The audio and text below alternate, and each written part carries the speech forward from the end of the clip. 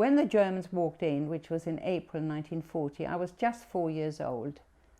And I came in to my mum, who was always a very cheerful soul, and she was crying in bed. And I said, "Why are you crying?" And she said, "The Germans have come."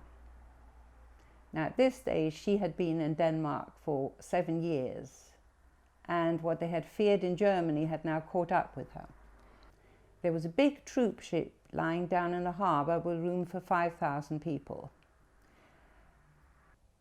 2 days before Rosh Hashanah, Rabbi Melcher, the second rabbi in the community, told all the congregants at the morning service, "By tonight you must all have disappeared. We're going to be rounded up and we're going to be sent to Germany."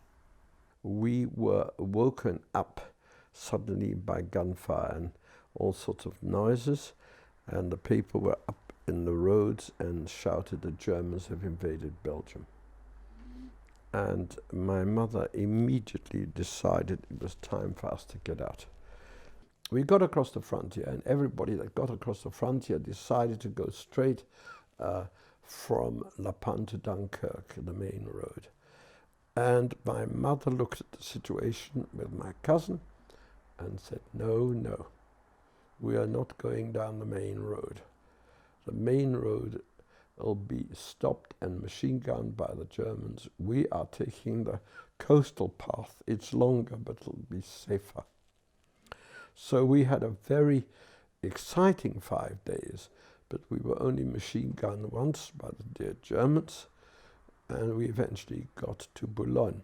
My first memory of the Germans was when they came into our house, which was a 2-story house. We lived on the 2nd floor, and they were shouting. In my memory, they were always shouting, and it was, as we used to call it, the Gestapo, taking away men, rounding up men, the Jewish men. So my parents dug a hole under the wardrobe, which was in our room, and when we heard the Gestapo at a distance, my mother, my brother and myself, we hid in that hole, but there was no room for my father and my grandmother, and they hid in the loft of the house.